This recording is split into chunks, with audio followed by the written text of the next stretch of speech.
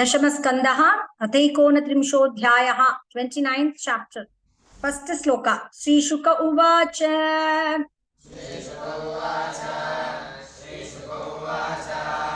भगवान् पिता रात्रिः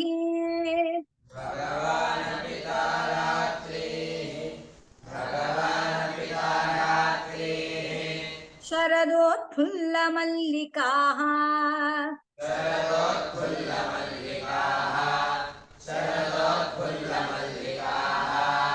वीक्ष्यरन्तुं मनश्चक्रे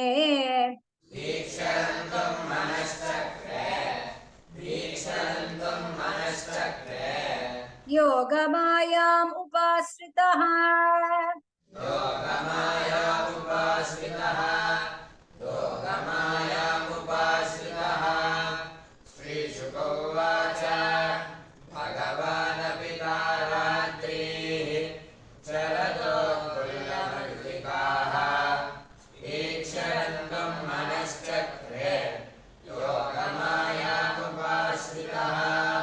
तदोडुराजककुभक्करैर्मुखम्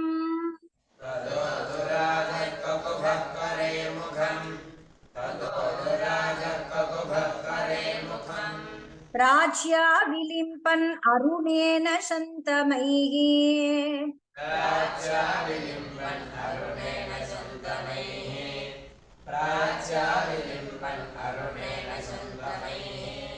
स च शनीनामुदकाच्युचो मृजन्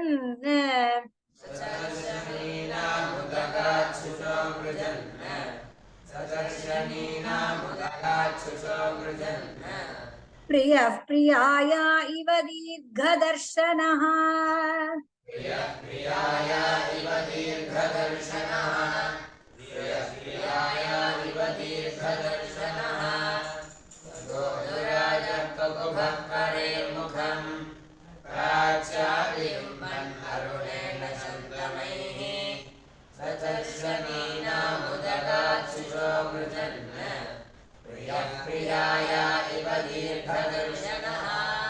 दृष्ट्वा कुमुद्वन्तमखण्डमण्डलम्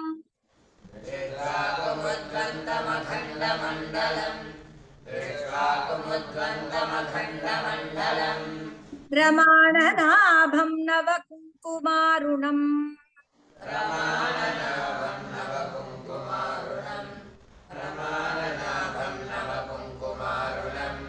वनं च तत्कोमलगोभिरञ्जितम्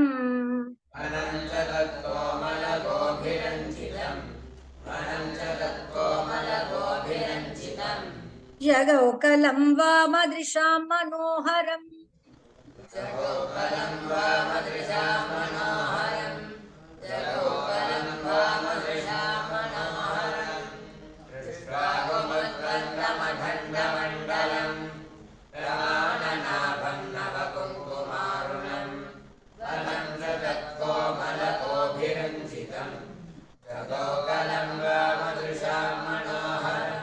निशम्य गीतं तदनङ्गवर्धनम्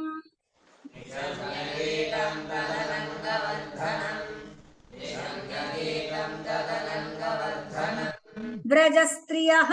कृष्णगृहीतमानसाः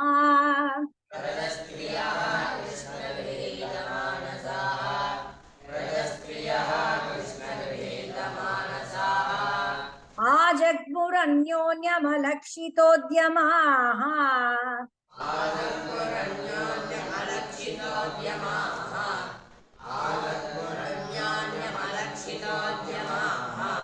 स यत्र कान्तो जवलोलकुण्डलाः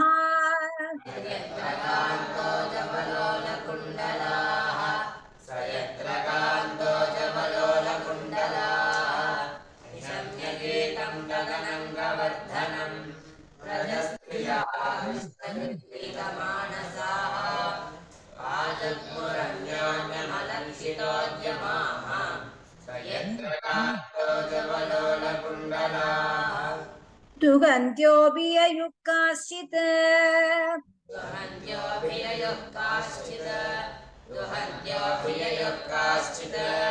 दोहं हित्वा समुत्सुकाः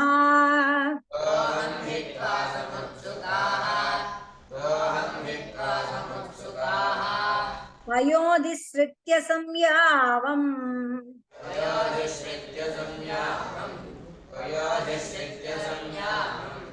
अनुद्वास्यापराययुः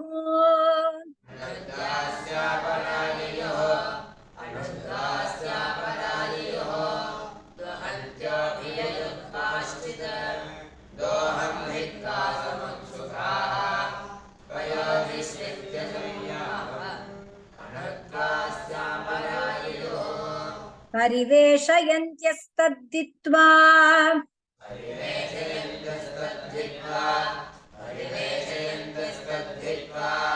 पाययन्त्यः शिशून् पयः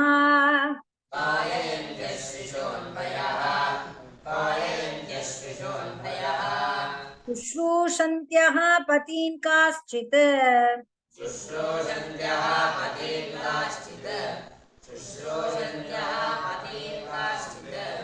अश्नन्त्योपास्य भोजनम्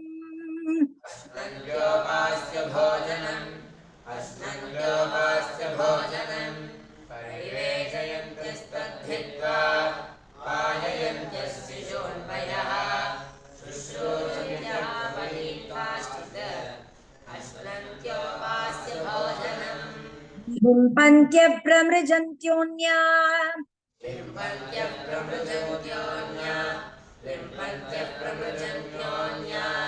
अञ्जन्त्यः काश्च लोचने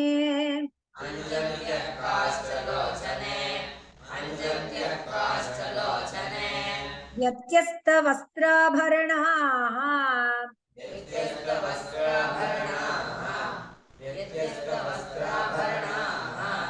काश्चित् कृष्णान्तिकं ययुः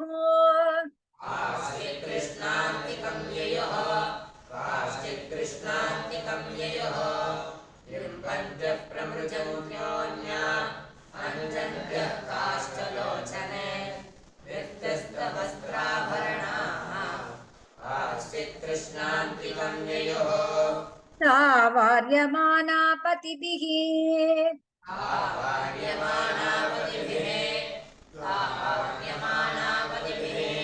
पितृभिः भ्रातृबन्धुभिः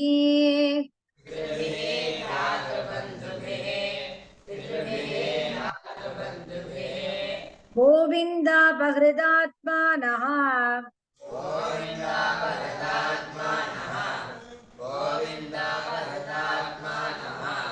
नान्यवर्तन्त मोहिताः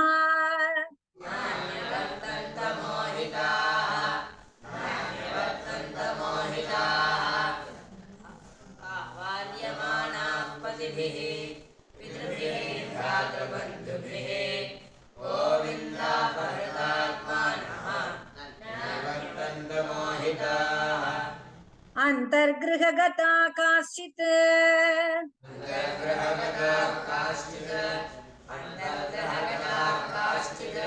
गोप्यो लब्धविनिर्गमाः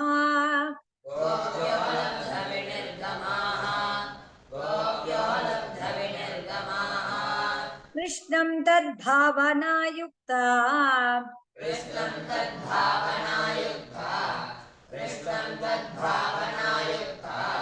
दध्युर्मीलितलोचनाः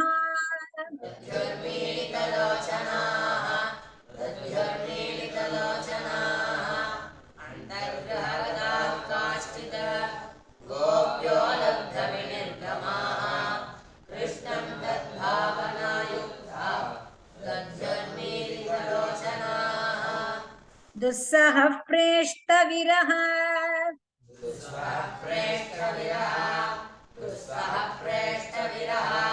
तीव्रतापधुता शुभाः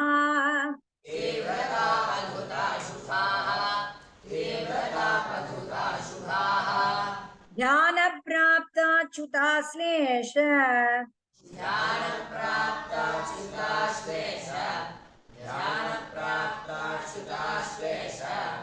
निर्वृत्या क्षीणमङ्गलाः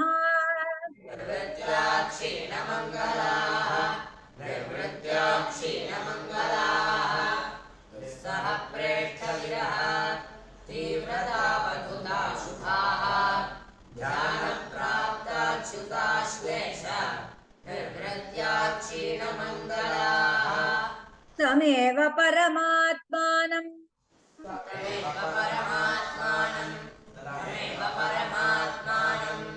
जारबुद्ध्यापि संगताः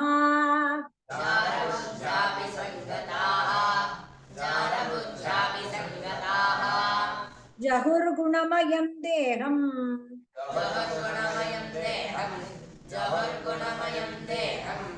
सद्यः प्रक्षीणबन्धनाः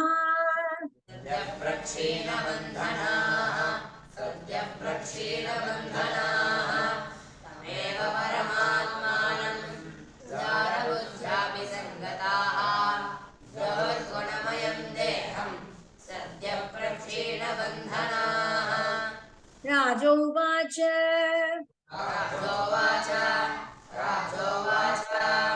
कृष्णं विदुः परं कान्तम्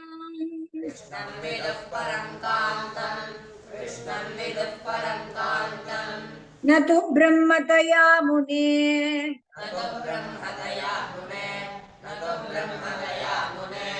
गुणः प्रवाहो परमः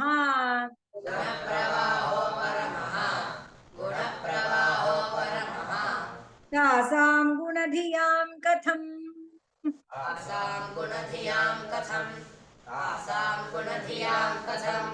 राजोवाच कृष्णं विदुः परं कान्तं न तु ब्रह्मतया मुने गुणप्रवाहो परमः तासां गुणधियां कथम्। श्रीशुक उवाच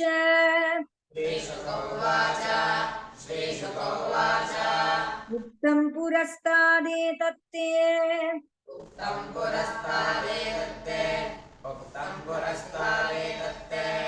चैद्यसिद्धिं यथा गतः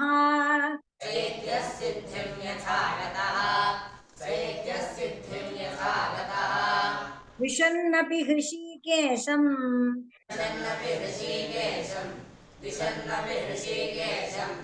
किमुताधोक्षजः प्रियाः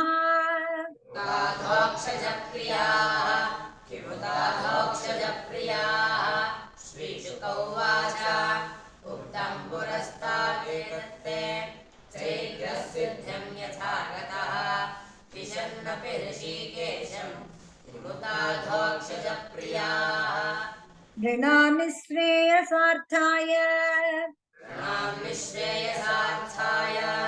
नृणां श्रेयसार्थाय व्यक्तिर्भगवतो नृप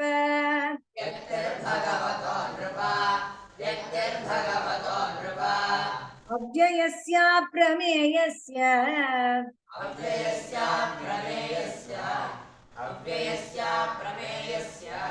निर्गुणस्य गुणात्मनः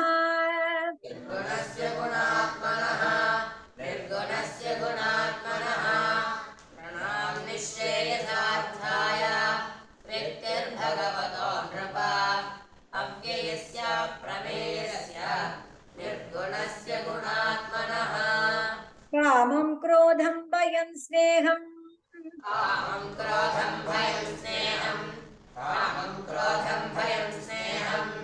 ऐक्यं सौहृदमेव च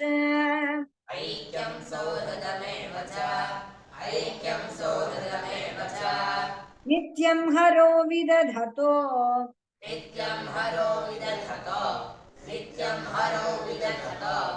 यान्ति तन्मयतां हिते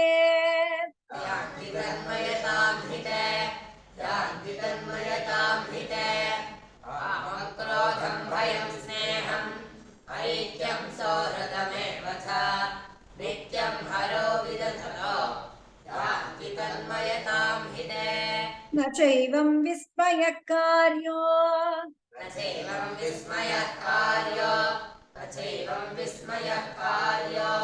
भवता भगवत्यजे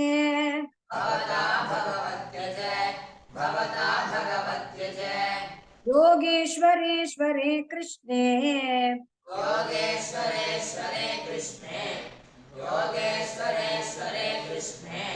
यत एतद्विमुच्यते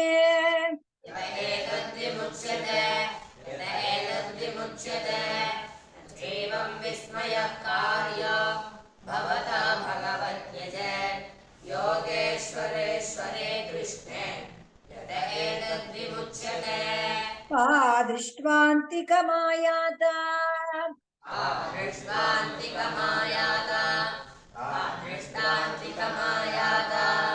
भगवान् व्रजयोषितः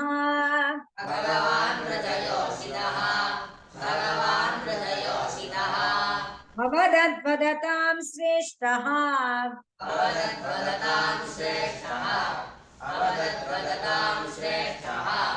वाचः पेशैर्विमोहयन्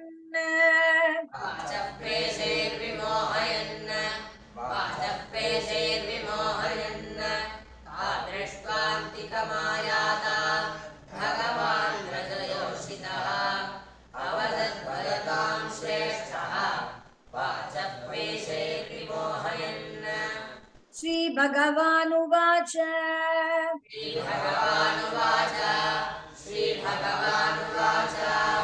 स्वागतं वो महाभागाः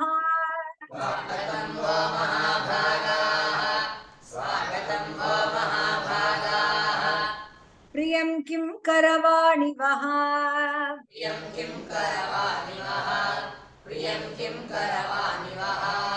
व्रजस्यानामयं कच्चित्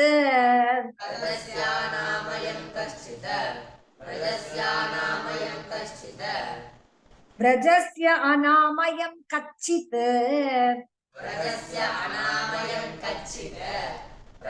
अनामयं कच्चित् भूत आगमनकारणम्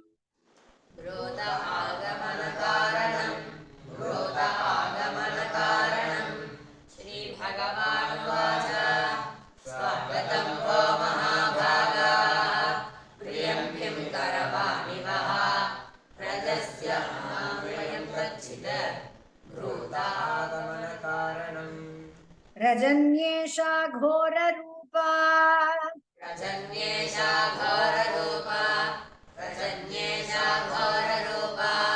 घोरसत्त्वनिषेविता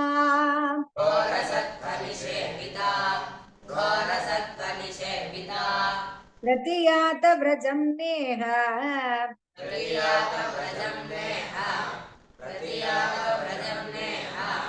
स्थेयं स्त्रीभिः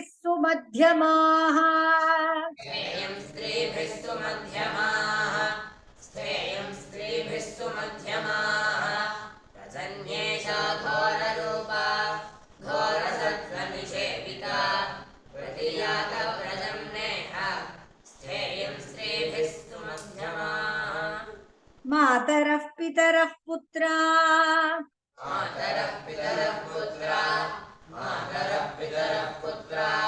भ्रातरः पतयश्च वः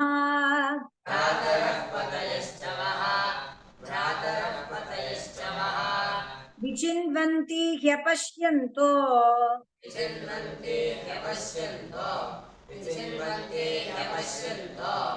मा कृड्वं बन्धुसाध्वसम्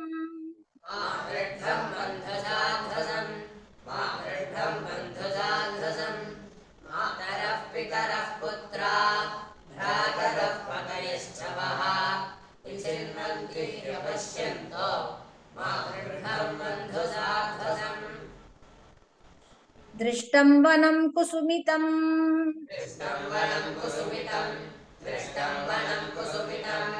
राकेशकररञ्जितं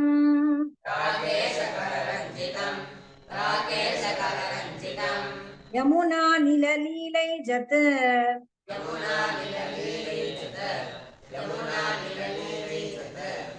तरुपल्लवशोभितं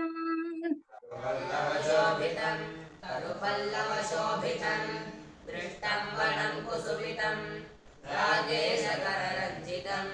यमुनानिललीलैजत् तरुपल्लवशोभितं तद्यातमाचिरं गोष्ठं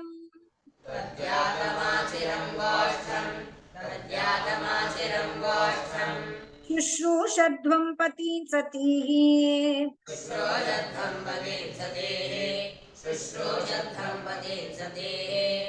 क्रन्दन्ति वत्सा बालाश्च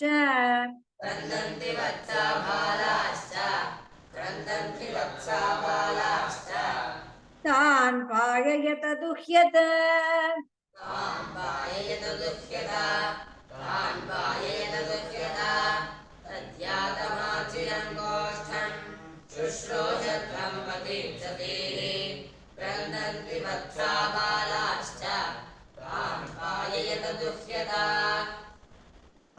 अथवा मदभिस्नेहात् अथवा मदभिस्नेहात् अथवा मदभिस्नेहात् भवत्यो यन्त्रिताशयाः भवत्यो यन्त्रिताशयाः भवत्यो यन्त्रिताशयाः आगतायुपपन्नं वः आगतायुपपन्नं वः आगतायुपपन्नं वः प्रीयन्ते मयि जन्तवः प्रीयन्ते मयि जन्तवः प्रीयन्ते मयि जन्तवः अथवा मदभिस्नेहात् भवत्यो यन्त्रिताशयाः आगताह्युपपन्नं वः प्रीयन्ते मयि जन्तवः भर्तुः शुश्रूषणं स्त्रीणाम् भर्तुशुश्रूषणं स्त्रीणाम् भर्तुशुश्रूषणं स्त्रीणाम् परो धर्मो ह्यमायया परो धर्मो ह्यमायया परो धर्मो ह्यमायया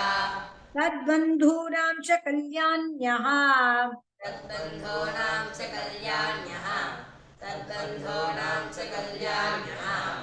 प्रजानां चानुपोषणम् प्रजानां चानुपोषणं प्रजानां चानुपोषणं भर्तुशुश्रूषणं स्त्रीणां परो धर्मो ह्यमायया तद्बन्धूनां च कल्याण्यः प्रजानां चानुपोषणम् दुःशीलो दुर्भगो वृद्धो दुःशीलो दुर्भगो वृद्धो दुःशीलो दुर्भगो वृद्धो जडो रोगी अधनोऽपि वा जडो रोगी अधनोऽपि वा जडो रोगी अधनोऽपि वा पतिस्त्रीभिर्नहातव्यो पतिस्त्रीभिर्नहातव्यो पतिस्त्रीभिर्नहातव्यो लोकेप्सुभिरपातकी लोके सुभिरपातकी लोके सुभिरपातकी दुःशीलो दुर्भगो वृद्धो जडो रोगी अधनोऽपि वा पतिस्त्रीभिर्नहातव्यो लोके सुभिरपातकी अस्वर्ग्यम् अयशस्यं च अस्वर्ग्यम् अयशस्यं च अस्वर्ग्यम् अयशस्यं च फल्गुकृच्छ्रम्भयावहम् फल्गुवृक्षं भयावहम् फल्गुवृक्षं भयावहम् जुगुप्सितं च सर्वत्र जुगुप्सितं च सर्वत्र जुगुप्सितं च सर्वत्र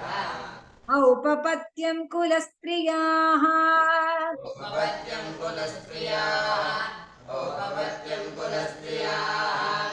अस्वर्ग्यमशस्यं च फल्गुवृक्षं भयावहम् जुगुप्सितं च सर्वत्र उपपत्यं कुलस्त्रियाः श्रवणादर्शनाध्यानात् श्रवणादर्शनात् ध्यानात् श्रवणादर्शनात् ध्यानात् मयि भावोऽनुकीर्तनात् मयि भावोऽनुकीर्तनात् मयि भावोऽनुकीर्तनात् न तथा सन्निकर्षेण न तथा सन्निकर्षेण न तथा सन्निकर्षेण प्रतियात ततो गृहान् याततो गृहान् प्रतियात ततो गृहान् श्रवणात् दर्शनात् ध्यानात् मयि भावोऽनुकीर्तनात् न तथा सन्निकर्षेण प्रतियात ततो गृहान् श्रीहरये नमः श्रीहरये